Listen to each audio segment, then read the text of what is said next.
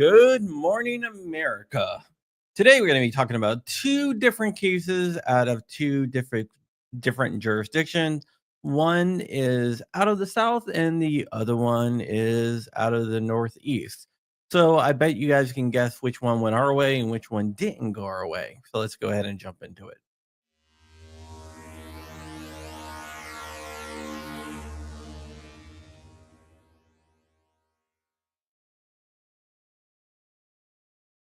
All right, guys, let's go ahead and talk about the one out of Connecticut first. This case dealt with the carrying of firearms in state parks. Basically, a guy sued Connecticut because they have a law that says you cannot carry a firearm in a state park. So I'm gonna go ahead and bring that one up first. Let me just get the right one here. Yeah, I think this one is it. Let's see.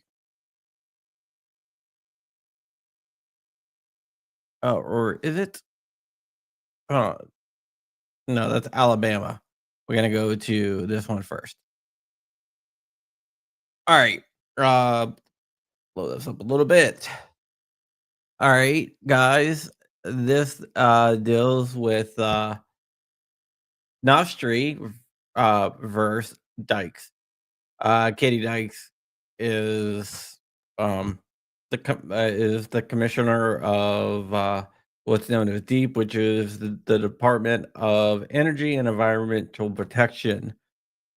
They are the ones that made the law that says you cannot carry a firearm in Sleeping Giant State Park, and a few other different state parks.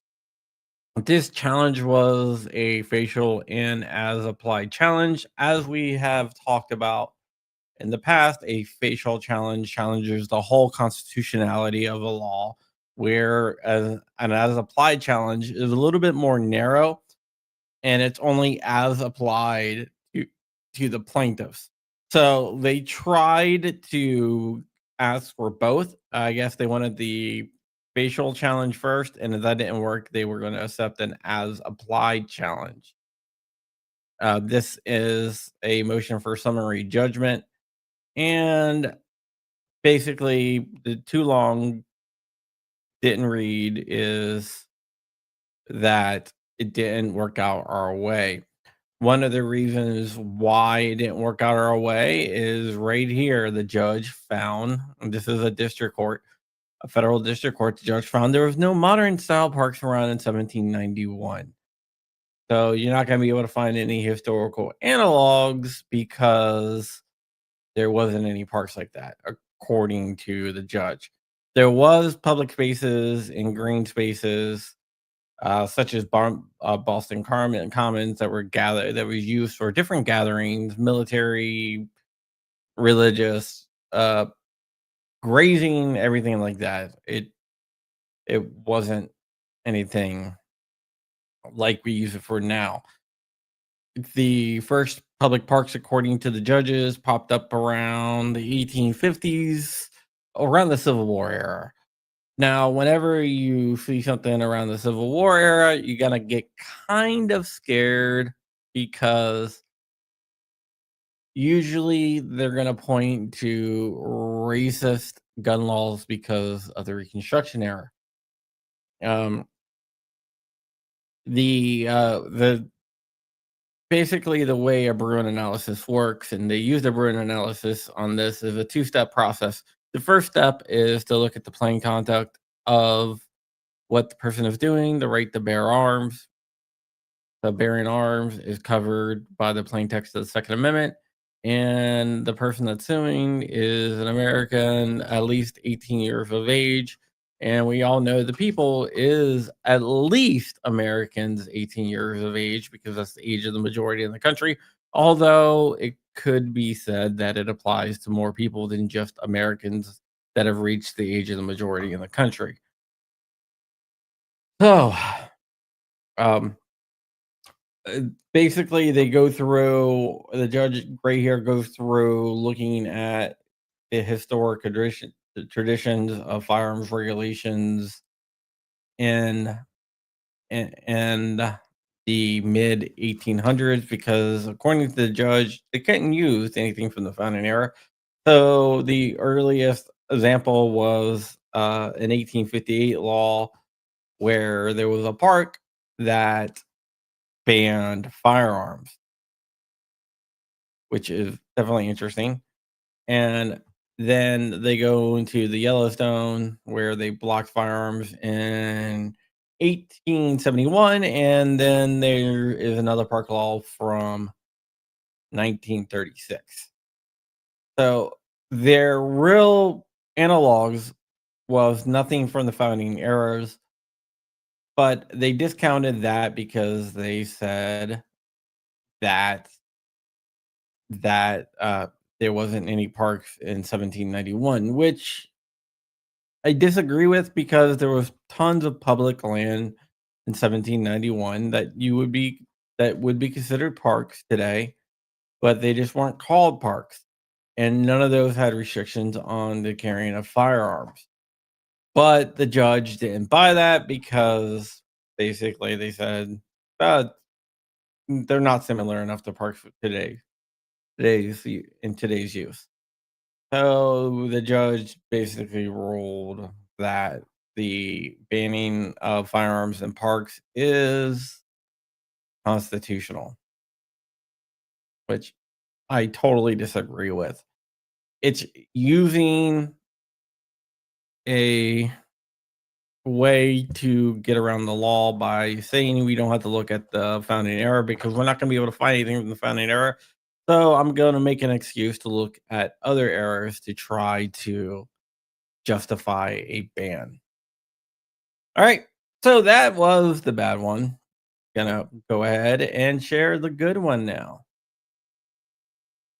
This is Butler versus Bondi, and this is out of the Northern District of Alabama.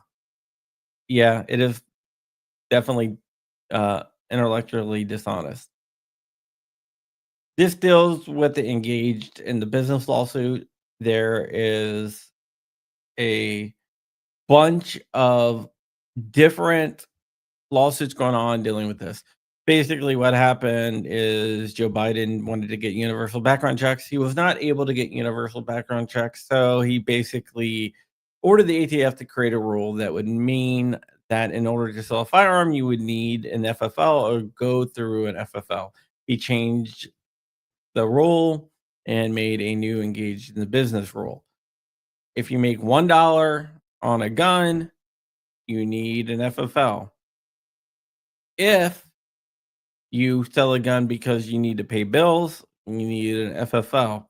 If you have a spreadsheet or some type of database with all the firearms that you have, you need an FFL. Basically, it was backdoor universal background checks. It wasn't basically, it was backdoor universal background checks. And they took a congressional statute and reinterpreted it. The ATF claimed that they had the power to do that because of the John Cornyn Bipartisan Safer Communities Act. So, yeah. There's a bunch of injunctions on this. So, it's not really enforced right now, but there's a chance that it will be enforced. Both parties moved for summary judgment in this case. And the judge basically stated, there's too long didn't read, is that the ATF overstepped their powers when coming up with the engaged in the business final rule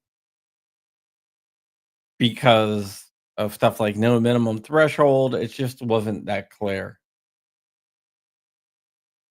Let's go ahead. I'm going to scroll through this. There's a couple of different things I want to highlight here.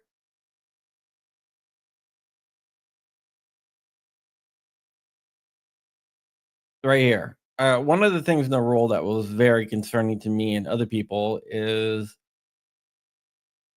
the absence of reliable evidence to the contrary.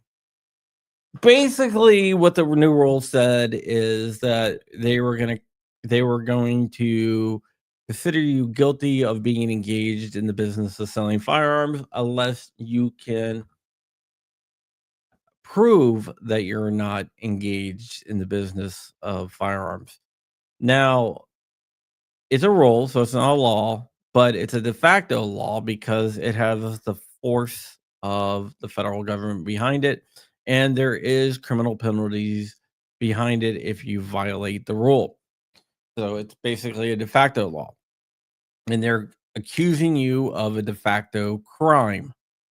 And in the United States, we have the presumption of innocence. That the rule takes that and turns it on its head. Instead of having a presumption of innocence, you have a presumption of guilt under the law. So that definitely cannot stand. Also, if you like advertised your firearm in like the paper or any website or put it on a table or told anyone about it, they basically said that you're engaged in the business of selling a firearm. And right now my mouse is locked up. So that's like hey Dark, can you jump on for a second? My mouse is locked up. Oh, never mind, I got it back. Never mind. So the only way to not be in the business of selling a firearms if someone comes up to you and say, "Hey, I want to buy your gun, but I'm going to give you less than market value for it." Then you wouldn't be engaged in selling of a firearm. But any other way, you would be engaged in selling a firearm, which is not the way it should be. There is a lot of different mm, ways to look at this, but in this case, the ATF tried to argue that he didn't have standing to sue. The judge rejected that. One of the things you see in cases is that the government always tries to play this you don't have standing to sue, which of course he does. He is part of the people. I'm not going to go through the whole entire thing again. And the conduct is presumptively lawful under the Second Amendment. So this really isn't a Second Amendment case. This was an APA case, Administrative Procedures Act case, because they basically made a law and exceeded their statutory authority to make that law. Right here says the plaintiff attacked the final rule in 5 ways. First, the plaintiff says the ATF exceeded its statutory authority in issuing the final rule. Second, the plaintiff alleges the final rule is arbitrary and capricious, which it definitely is arbitrary and capricious. Oh, there he is. Hi, Dark. Hi, Dark. You removed me and said hello. Yeah.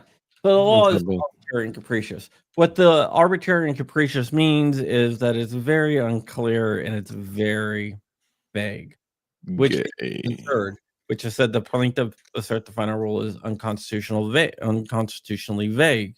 And it is because you don't really know if you need an FFL or not, because they Yeah. don't really lay out anything. Oh, hold on. I can't comment on this, can I? What do you mean? Be engaged in the business of? This is not our lawsuit. Okay, all right. I just want to double This is check. another lawsuit at Alabama.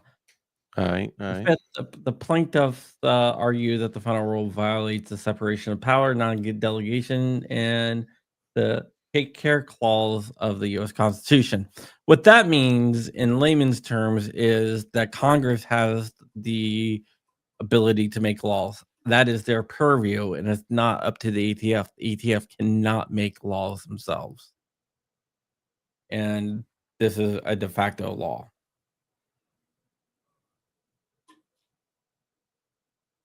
So, and the judge basically threw the book at the ATF and issued a summary judgment for the plaintiff, and for the most part. He goes through everything. So basically, he grants the plaintiff summary motion on count 1 and denies the summary motion for all others. Basically, what that means is that the plaintiff won, and since he found on count 1, it doesn't really matter about the other ones. Hold on, let me just stop that. So the plaintiff only needed to win on 1 count, and that's what he won on the first count. So this is a victory for the Second Amendment. Victory. Yeah. Basically, it was a victory on the APA violations, ceding its authority. Mitten State Media says, I'm still waiting for Dark to open his roadside lemonade stand. I was advised by counsel to not openly engage in felonious activity, especially after speaking of it on the internet. So I'm going to be a good boy. Yeah. So this is an APA victory. Yeah, APA victories aren't real wins, but they are. I mean, they're real wins. It's the easiest way for the courts to. It's the easiest way for the courts to get rid of these cases because they're obvious APA violations, and then you don't have to deal with any of the constitutional issues. So there's likely a lot of people out there that don't know what an APA win is. The And APA is you have the APA, which is the Administrative Procedures Act. It lays down how administrative agencies, such as the ATF, can pass rules Mhm. and what they can do. What these places can't do is pass de facto laws through the rulemaking process. So they can't redefine congressional statutes, for example. Yeah. You can't reinterpret like the bump stock thing was an APA thing, right? Yeah. They reinterpreted what a machine gun was. So because they Frames and reinterpreted braces. that federal law to something that it's not, to expand that federal statute that violates the APA. And Yeah. courts can set aside any type of rule that is repugnant of the HPA. APA. I mean APA. It's hard with all these acronyms, but yeah, I mean, I get it. I agree that it's not a real win because it's not a true Second Amendment victory. However, I'll take it because Bump stocks, right? That was yeah, I mean, it still ends in our favor. Is it braces, the APA win. yeah, braces, there's it's still a win, although it's not a win for the cause. It's a pseudo win for that happens to help our cause. Well, it's the easiest way for these courts to get out of it.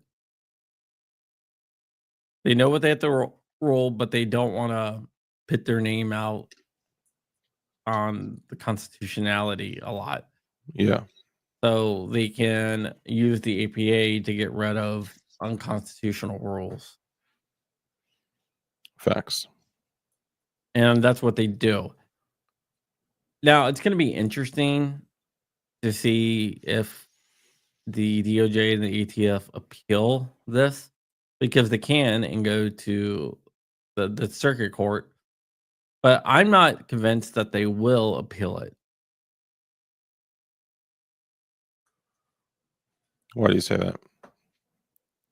Because I know they engaged in the business rule was one of the rules that they were looking at, saying, "Is this something we really want to do or not?" It's one of the rules that they were talking about walking back behind the Gotcha. scenes. So I don't know if they will appeal it or just let it die. Much like in the brace thing, right? Mhm. That's one of Yeah, the rules that they were gonna walk back, and they, decided not to appeal it because, hey. and it's not that the ATF is using the APA, it's that the ATF is bound to follow that procedure for rulemaking. So it's not like a tool that they're using to work against us. It's a tool that they technically have to comply to that they didn't in People many keep on situations. violating Yes. Yeah. Yeah, that'd be a better way to put it. A tool that they have been, you know, the saying guidelines, like, it's "Oh, boundaries, and they keep on going past those boundaries. The APA sets yes. up boundaries for a federal agency. Yeah." Which is indeed, I mean, it's been factually proven to be gay. Yeah, I mean, the key part here is engaged in the business. yeah. So remember that. That's fun facts with Dark. Basically, too long didn't read is they say you're violating the APA, you're exceeding the authority that Congress has given you over um, these things. You cannot interpret federal statute in order to make it fit your narrative. Yeah, facts. Yeah. So it's like the guardrails, and the ATF keeps on going over the guardrails. Yeah. And in some cases, even, demoing the guardrails that are there and just kind of, putting new ones in just a little further out and a little further out. They're Wouldn't they be moving them further in? well, it would be giving them Oh, more room. more. Yeah, Well, I guess no, you're right, because if we're I guess it depends on if we're who's the cars. the traffic, yeah, right. It depends on the analogy. Yeah. Did you hear about that cop that was caught with a Glock with a switch? No. It was out in the city in DC. Sorry, I know that's not the topic. It's funny. Shocker. Yeah, shocker. I Yeah, knew I knew a DC cop, and, some lady he arrested complained saying that the dude's Asian, so he's a minority, but, he arrested him saying that he was, dropping the M-bombs on her and stuff. And he's like, "I got body cameras." dang. It's like, "What are you doing?" It's funny. I've seen, and this kind of, made it a little more real to me. I've seen a bunch of law enforcement just in their everyday life accidentally breaking firearm laws and rules Yeah. and not even knowing it.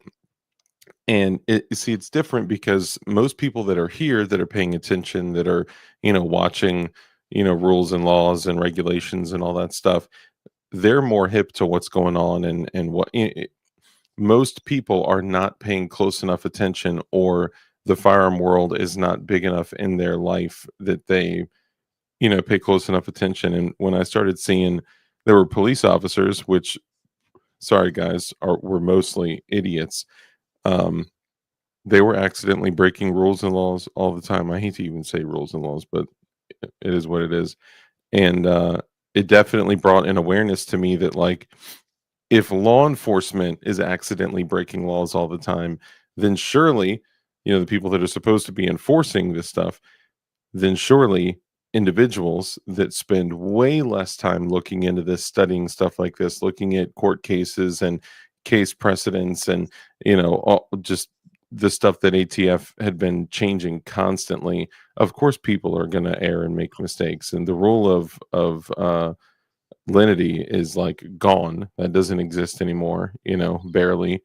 Um, it's just kind of crazy. They cannot expect something that literally was birthed on the grounds of shall not be infringed to have 50,000 laws on the books and these stupid rules of, well, something must be greater than 26 inches and it's just crazy. Like, Oh, how? yeah. That kinda reminds me of something. I was debating gun control with someone, right? And I was No, like, really? Yeah, I was like, gun control doesn't work. You know, you like, and plus it's unconstitutional. Like, no, that's not unconstitutional. It does work. Well, I started giving out facts, and he's like, I think I'm a little bit more qualified to talk about this than you are. I'm like, I've written several thousand articles on it. Um, I have a few books on it. I'm a I published researched it. author, son. It's my job. I was like, yeah, well, I'm a little bit more qualified. Like, how are you more qualified than I am on this topic? And you know what the answer was? I was gonna say, let me guess. I'm in law enforcement. No, my dad was a cop. Oh, get really, really. My dad could beat up your dad. That's Yeah, well, my dad, I'm a what little bit more qualified than you, but still, like, how? My dad was a cop. Like, what really? a shame. What happened to real men? You know what I mean? Like that. What a freaking shame. Like the thousands of hours of research I've done, the thousands of articles I've written, the books I have written. Your dad's a cop over almost that. Yeah, so you just naturally absorbed law enforcement. It just soaked into you just by being around him. And by the way, how much did he police while he was with you when he was not enforcing law? And I cannot tell you how many times that like I'd been pulled over or messed with when I was younger and had guns and the cops are literally like, "That's a machine gun. That's an SBR. Is that a silencer? Is that like," and I'm like, "Dude, really? Like you don't know this stuff? Isn't it your literal job?" Yeah, it But was yeah, like they don't know anything. it was like gun laws. I was like, I'm pretty sure I know the laws. I will say that let me say this because I don't want to cast a big well, I guess I already did. I don't want to cast like a big blanket over one particular, type of people in the world. There are a lot of very committed law enforcement officers out there that do keep up with stuff that are real gun guys that are much more informed about, firearm laws and rules and regulations. If you're here and if you're watching and if you're learning about this stuff, then we're not talking about you. But if you're the guy that probably has already transitioned to a different sex, whose dad was a cop, we are talking about you, unfortunately. So sorry. Yeah, it's like, okay, well, you just threw away all the research I've ever done. Don't take it personally. They're totally tarded. I'm like, yeah. What is it? I was like, are you joking? See this now, of course, it's anecdotal but hilarious. Safety Harbor Firearms, an excellent place to buy a 50 BMG SHTF 50, says my wife's dad was a cop for 50 years. He didn't know shiznit about firearm laws. There you go. I'm what you consider a what am I sharing? I was gonna say it doesn't say anything. Just this. We're sharing it. We're sharing it. We shared it with everyone.